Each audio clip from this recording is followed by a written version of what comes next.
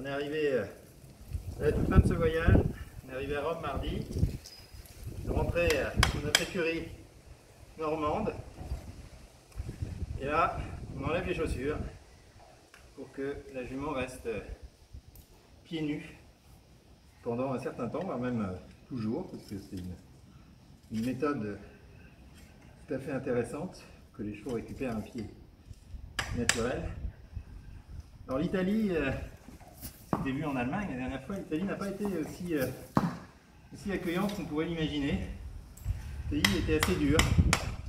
J'ai beaucoup dîné seul, ce qui est finalement le plus dur pour le voyageur. Très beau, mais pas forcément aussi accueillant que l'Allemagne ou même la France. Puis on est arrivé à Rome, disons dans un bain de réalité, puisque premièrement, on a dû prendre une énorme voie pour voiture pendant plusieurs kilomètres. Ensuite, en arrivant place Saint-Pierre, on a eu droit à l'accueil, non pas du pape, mais de la police. Il a fallu présenter des papiers. Franchement, comme arrivé, on peut plus accueillir. Et puis en arrivant à l'ambassade de France, il a fallu que je fasse un test Covid. Donc bienvenue dans le monde des voitures, des attentats de la police et des virus. Je comprends que les semaines passées et les semaines qui viennent sont un peu anxiogènes, mais en même temps ce voyage me permet, et peut-être nous permet à tous de les relativiser.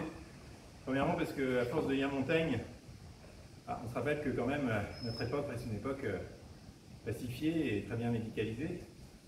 L'histoire de Montaigne, Montaigne il part en voyage quelques années après la Saint-Barthélemy, qui a fait jusqu'à 30 000 morts.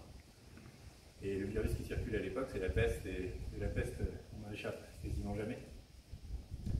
Et puis je relativise d'une autre manière aussi, c'est que les pays, les régions que j'ai traversées m'ont donné, contrairement à ce qu'on voit quand on regarde les médias qui forcément se concentrent sur des épiphénomènes, m'ont donné le sentiment de régions, de pays, comme on disait, quand même très stables, très cohérents, avec de vraies cultures, avec de vraies différences aussi, il y a une immense diversité, et très tranquille quelque part, parce qu'on peut traverser l'Europe à cheval aujourd'hui sans être jamais menacé dans son intégrité physique.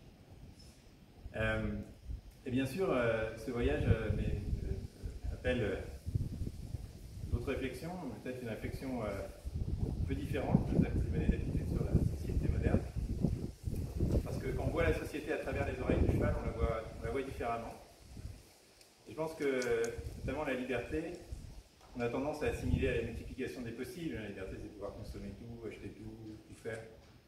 Moi, je me suis senti très libre dans ce voyage, mais différemment libre, parce que j'avais très peu de possibles. J'étais très contraint par le cheval, par le bagage extrêmement minimaliste. Et j'ai trouvé une autre forme de liberté. Cette liberté, c'est de pouvoir devenir soi, c'est ce que recherchait Montaigne, c'est de devenir une singularité. Et je pense qu'on peut aussi réinterpréter les politiques aujourd'hui à travers cette recherche de singularité. Parce que, au fond, le problème, c'est pas la modernité, c'est pas la technologie. Le problème, c'est que les gens se sentent méprisés, humiliés, quand on leur offre quelque chose qui convient à tout le monde. Une maison qui est la même que celle de tout le monde, avec le mur qui vient de nulle part, le produit qui vient de nulle part.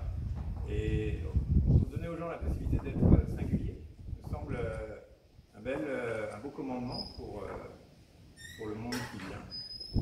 Et en tout cas, c'est ce que j'explorerai confiné et de manière dans ma bibliothèque dans les mois qui viennent. Merci d'avoir suivi ce voyage.